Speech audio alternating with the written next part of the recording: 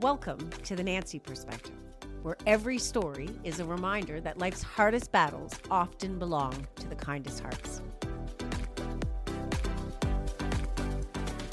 We're starting part 2, but I am mesmerized by what keeps happening. And I say this every time I do a podcast with somebody I don't know. But as you just said, this keeps happening to you as well as I do over and over. These moments where you come with somebody or connect with somebody in a random moment. Mm-hmm. And what happens is almost mind-blowing. Yes, I would agree that this is one of those days. Yeah, because, we're sitting here. Yesterday, I spent the day with donkeys because donkeys are my thing. Karen proceeds to tell us she's got a donkey named Wilbur that reads her mind. And yesterday, this baby donkey was reading my mind. And yet you talk about this farm and you've named it. And my vision is to buy my farm. When these moments happen, it's like aligned in divine timing. I agree. Yeah. And we unpacked so much from the first one about your beautiful kids and their mindsets and their approaches and their resilience. But I know, and I want to come back to epigenetics, that first 8 years is defined by who is around them and the energy that they receive from the inside out in what they call a hypnotized state. So if you claim you've had 2 lessons of husbands that have taught you a lot and an environment that may not have always been balanced, how the fuck have you risen? And how the fuck have you raised 2 children? 3 children with such beautiful mindsets, because I really want to drill into you. Who are you and why? How? I was that latchkey kid growing, I'm almost 52 now. So I was in the generation of kids that came home after school by ourselves and our parents didn't really give a shit what we were doing. And I thought I never wanted to be that mom.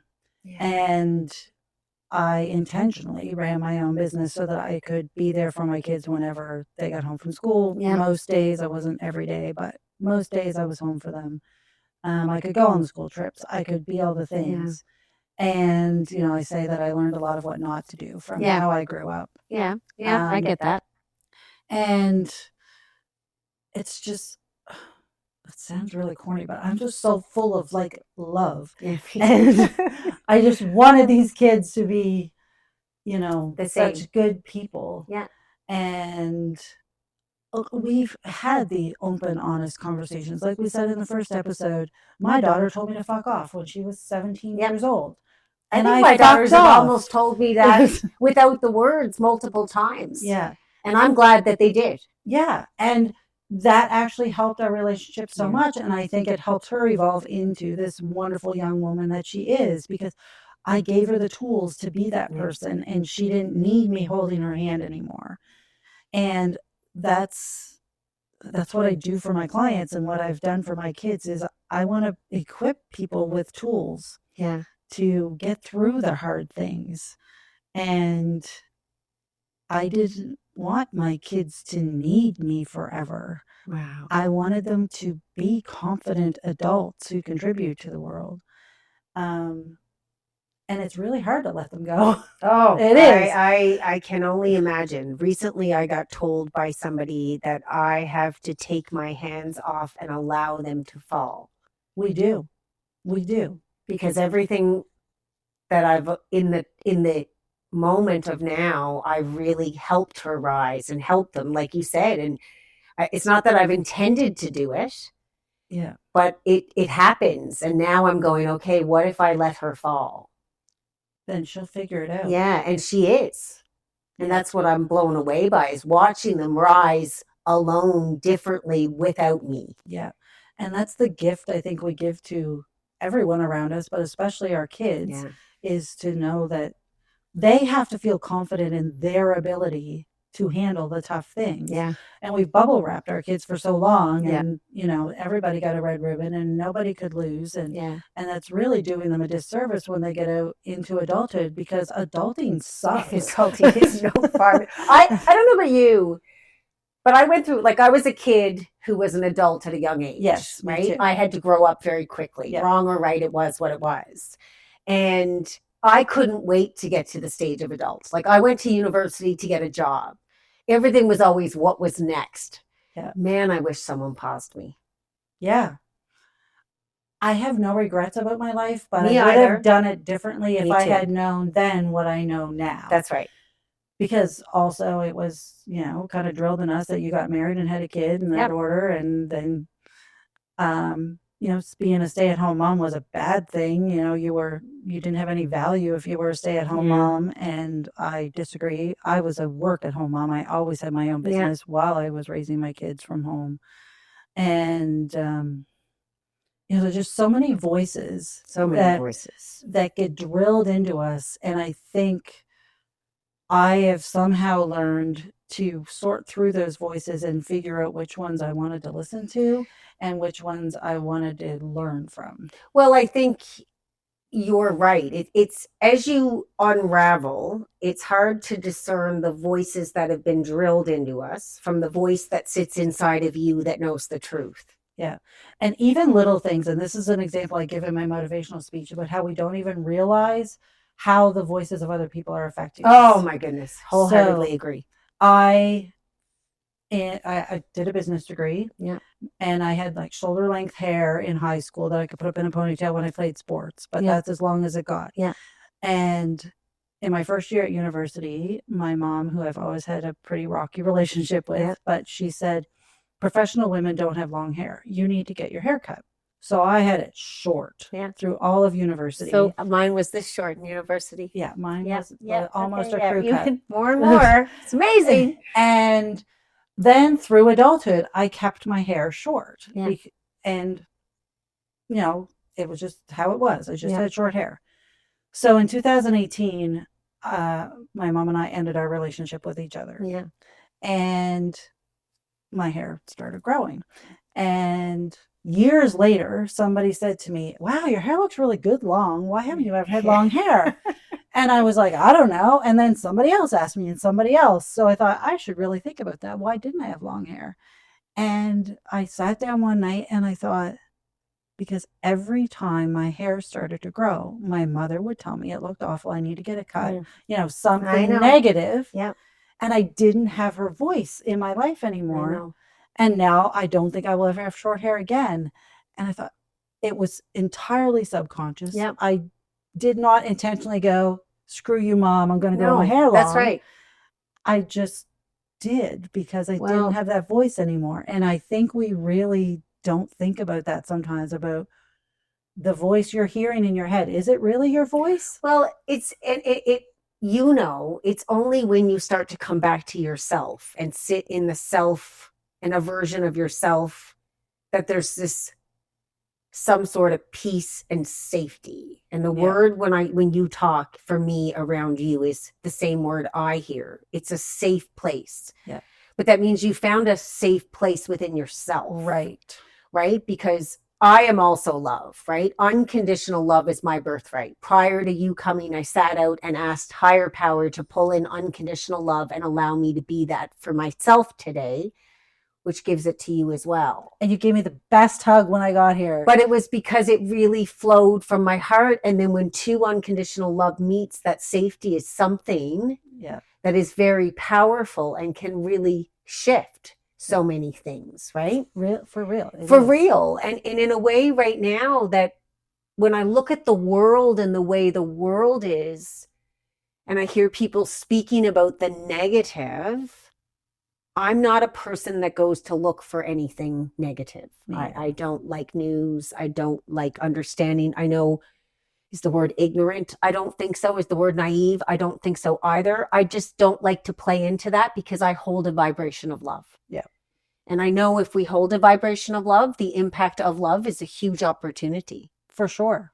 And I think that's what our world needs right now. A lot of it is for each of us to find that safe place. Yeah. And I think the people who comment like on social media, you see it all the time. These people who just like scroll through and make negative comments to a stranger. Yeah. And I want to show up and give them love. I know. I think, oh my gosh, who is hurting you? Yeah. But I admittedly was that person who had those negative thoughts at some point in my life. Me too. And I had to, and I credit woman who is now a friend of mine, but Yeah. after my second very horrible divorce, Yeah. I invested in a life coach, and she Yes. wanted I know. $150. I know. And I thought, I can't spend that money on me, Yeah. but I did. Greatest gift of your life. And this woman looked at me one day and said, "What have you done to make all these things happen in your life?" Yeah. And I'm like, "The hell do you mean? These people did all this Yeah, stuff to me." I know. And I got a little angry. And she goes, "No, no. What have you done?" And she goes, "You let them. Yeah. You Yeah. let them treat you like Yeah. that. You chose those husbands knowing that they were going to," Yeah. which is not entirely true because No. they pretended to be someone else Yeah. until we were married. Yeah. But then I stayed with them for way too long. And, there's always signs There's that we always. ignore. Yeah, but it's okay because we can't see what we see now. Right. And then she gave me a tool that I now give to people when I do talks, and I have it on a little sticker that I pass out. And she gave me a postcard, and she said, "I want you to take this home and put it by your bathroom mirror, whatever mirror you look at the most, Yeah. and repeat these words to yourself every single day." And then she gave it to me, and I was like, "No."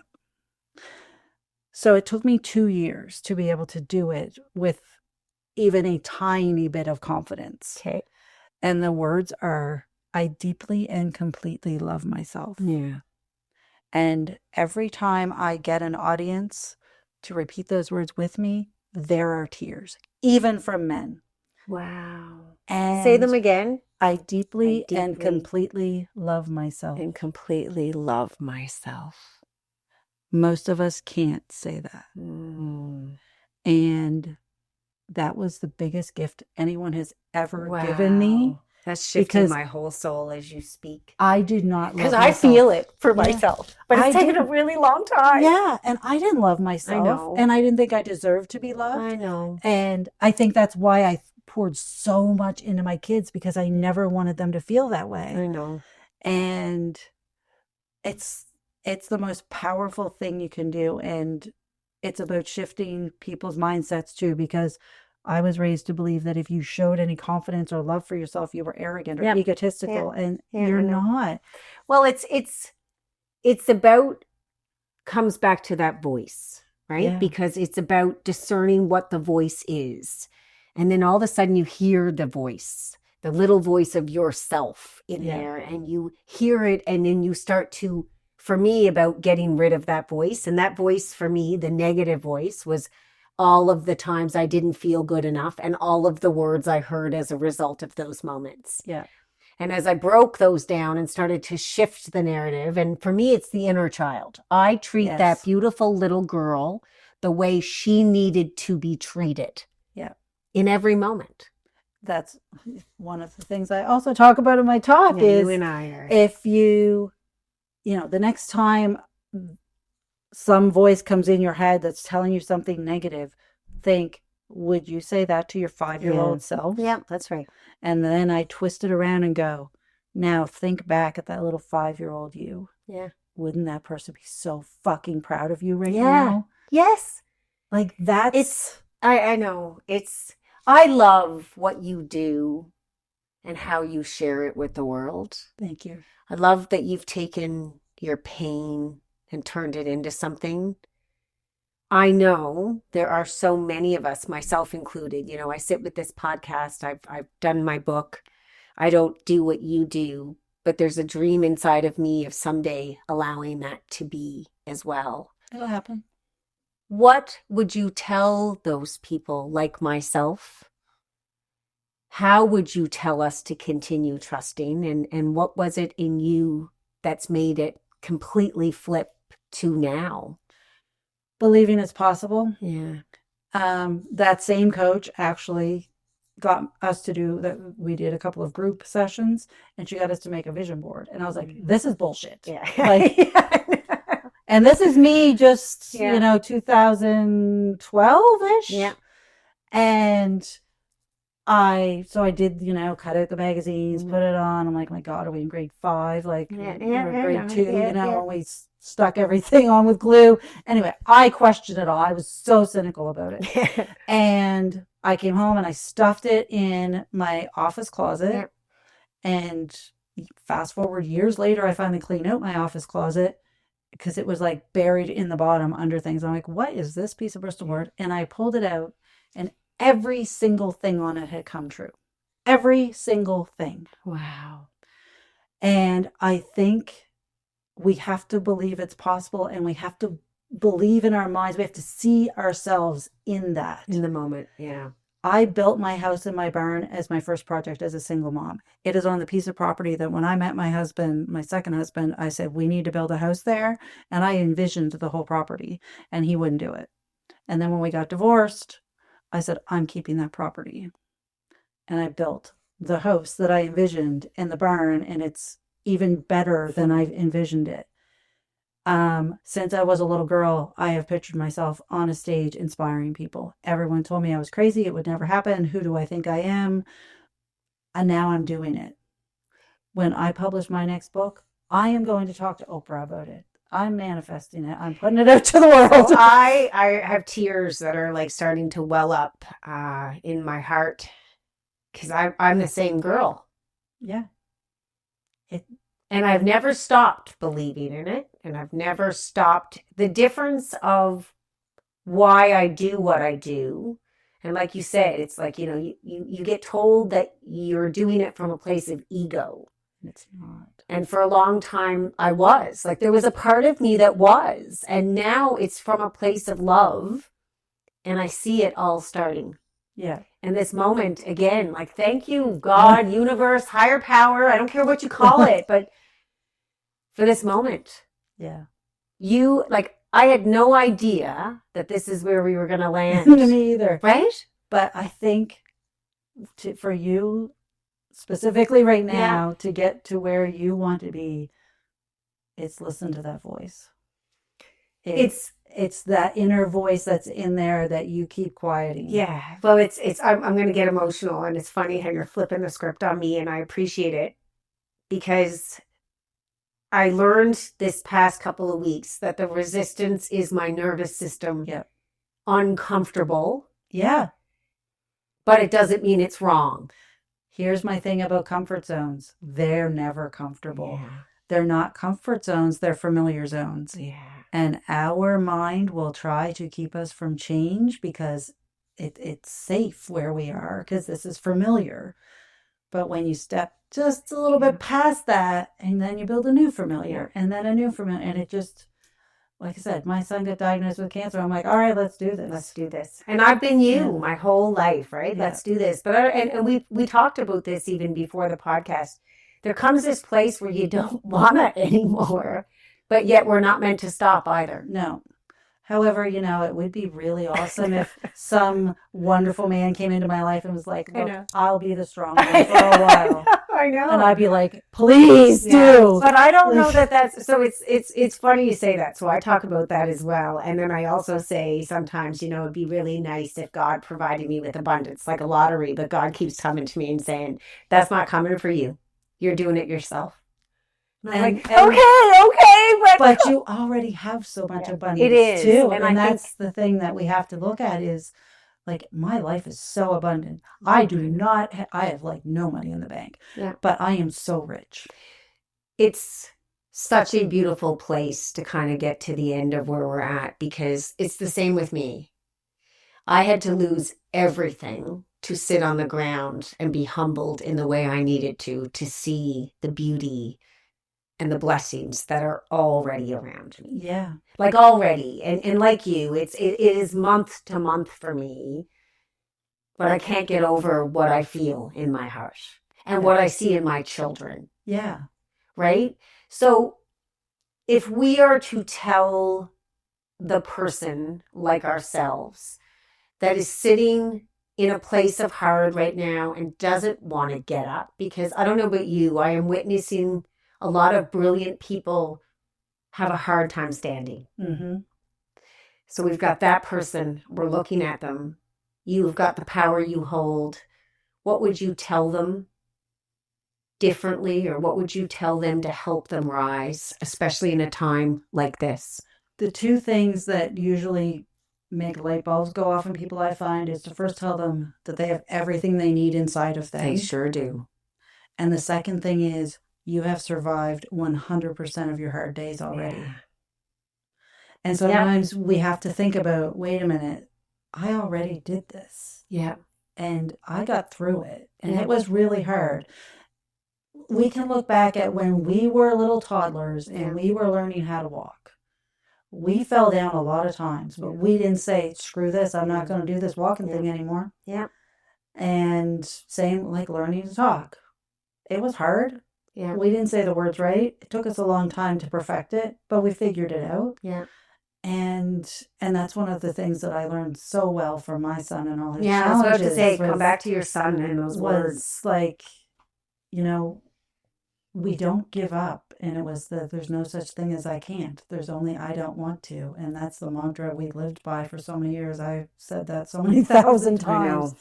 And because I talk so much about my other two kids, I have to give a shout out to my youngest daughter so I don't get in trouble. Yeah. She's also an incredible child. Yeah. I've been her only parent since she was 3. Wow. Because of a lot of really tough situations. And just in this past, what are we at, 4 months now, she decided to leave public school and homeschool herself, which she did while her brother had cancer. She homeschooled herself through grade 7 at 12 years old, home alone.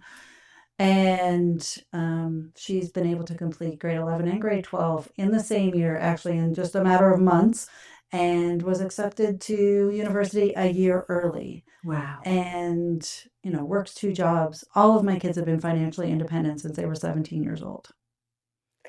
And they buy their own cars and they put themselves through school. My son only did 1 semester of secondary because school is not his thing. Yeah. I think we just really need to empower our kids to know that they can do it. Yeah. And by paying their way through everything is one example of how not to do that. Yeah. Wow. And my oldest daughter's like, a lot of parents do pay for their stuff. And I'm like, I know, but look at how great you're doing without my help. Well, I think it's, for me, what I want to say is the energy that you create internally extends outwardly. That energy gets really pushed through your family in a way that creates something quite magical. It is. When it's from the inside out. Yeah. Like my 17-year-old took me to the Keg for dinner for Mother's Day. Wow. With her own money. Wow. And I'm like, I just love you so much. And it's a pat on the back because in a world where we are today, it's not easy. It is not easy. And it's easier to give up. It is. And it's easier to just let them be bad or bad, quote unquote. It's easier to let them make the terrible choices, but it's actually not. It's easier to talk about the choices beforehand and, let them develop the critical thinking skills about how to handle the tough situations. Yeah. For instance, the Tide Pod thing, I don't know if you remember that from many years ago. Like college kids were eating Tide Pods because it was a TikTok thing. And I sat down at the dinner table that night and my son was, senior high at the time. And I said, so, just so you know, the Tide Pods, we don't eat those. And he goes, what are you talking about? Yeah. And I said, we don't eat those. And he goes, I know. And I said, well, I'm pretty sure the parents of the college students who are eating them and dying thought their children knew that too. I know. So I said, I am going to be very specific with you that you do not eat the Tide Pods. And he's like, I'm not an idiot. I'm like, okay. But we all can be sometimes. Right. But that's why we have to do those things. And from the time my kids were old enough to know what illegal drugs were or alcohol was, because my brother was an alcoholic and a cocaine addict when we all still lived at home and it was terrible. And I said, here's the thing, kids. You have a choice in everything you do in life. Yeah. Life is all about choices. If you choose to abuse alcohol or choose to use drugs, I don't care if they're legal or not. If you're using them as some kind of numbing or, for all the bad reasons people use drugs. Yeah. I said, you're choosing not to live in my house. I don't care if you're 12. I don't care if you're 20. If you are choosing that lifestyle, you are choosing not to live in my house and enjoy all of the luxury that comes with living in my house. And none of them made those choices. And I think we really just have to be so brutally honest with our kids. Yeah. Age appropriately, of course, Absolutely. but it's never too early to have the conversations. Well, it's important to have the conversations. It's important to be open. It's important. And it gets weird and awkward. And, It does, but isn't it important to be the parents that we always wanted our parents to be? It is. Right? In the end of it all, if you take a good look in the mirror at the parent you really wished was in front of you and became that version, that's how we could truly make a difference in our parents, in our children's lives, right? And I had a friend one day say, because I said, once my youngest is out, toodaloo. Yeah. And she's like, well, what if she gets pregnant and needs to come home? And because I said, I may sell everything and like get a little condo and just, I'm going to buy the other half of your farm. Yeah. I think that's where we're leaning. And she goes, what if she gets pregnant at a young age and has no support from the baby daddy and needs to come home?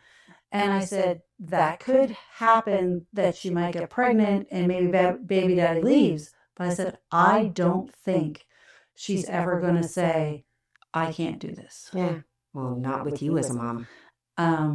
I said, if she needs to come home, absolutely needs a roof over her head, but I don't think she would just give up and go, I can't do this on my own, Mom. I need you to raise my kid. Yeah. I do not envision that I don't happening. I don't think that any one of your kids, based on what you have shared today, would do anything more but just keep going. So far, so good. Yeah. Well, from the bottom of my heart, like inside out, all around of my entire soul, that was filled with love when you arrived, but even more abundantly filled. Thank you. Thank you. Thank you for showing up today, for driving that hour. I feel like we need a part 3, 4, 5, and 6 because there's just so much more. We could do so many. Yeah, but I just, from the bottom of my heart, thank you for being raw and real and doing what you do.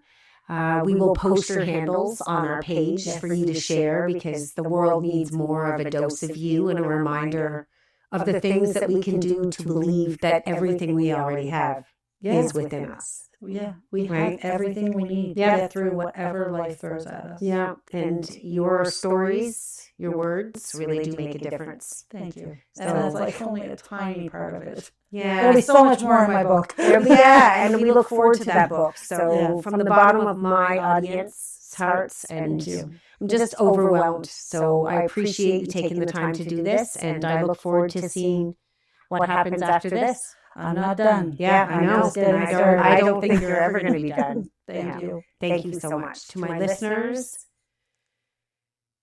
there's so much gratitude in believing that you are the same as the conversation that we had today. And more than ever, if this makes you rise, that I empower you to take a look at her work and to feel the raw truth that she shares. And more importantly, to realize that you are worthy too. So thank you. And I wish you a wonderful day. Bye for now. If this podcast resonates with you, it would mean the world to me if you would download my book, Listen to Your Fucking Heart. It's available as an ebook or hard copy on Amazon, and the link is also found in my social media bios. This book shares my perspective and story about hitting rock bottom over and over again and finding myself again.